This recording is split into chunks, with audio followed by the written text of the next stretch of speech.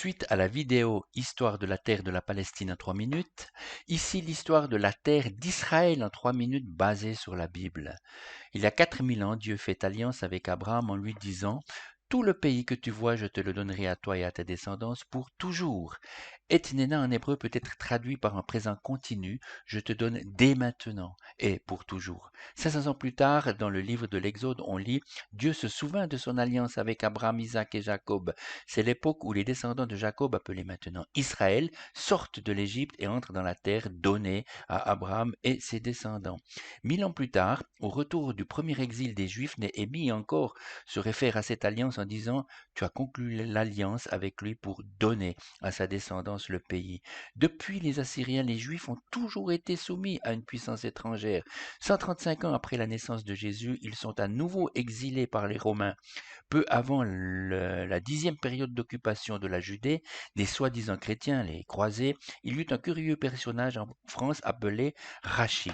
C'est un rabbin qui vivait à Troyes, soit à plus de 3000 km de Jérusalem, mais surtout sans espoir d'un éventuel retour des Juifs sur la terre donnée. Il n'y a qu'à voir les expulsions des Juifs dans les siècles qui ont suivi.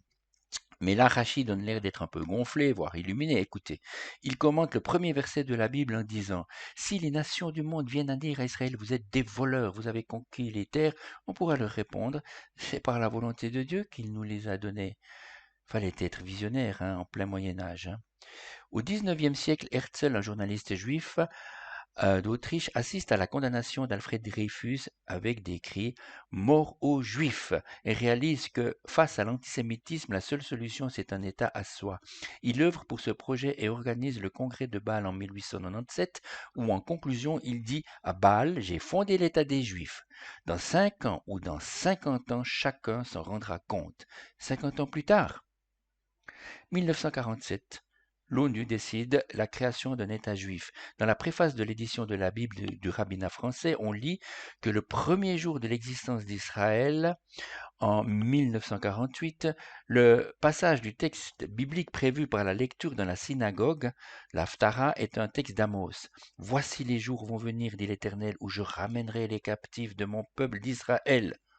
Coïncidence?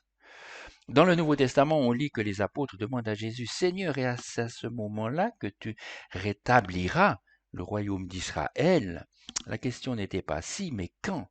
Juste après que Jésus ait disparu dans la nuée, on est sur le mont des Oliviers à côté de Jérusalem, là 2 hommes en habits blancs disent: Hommes de Galilée, pourquoi restez-vous à regarder le ciel? Ce Jésus qui a été enlevé au ciel du milieu de vous viendra de la même manière.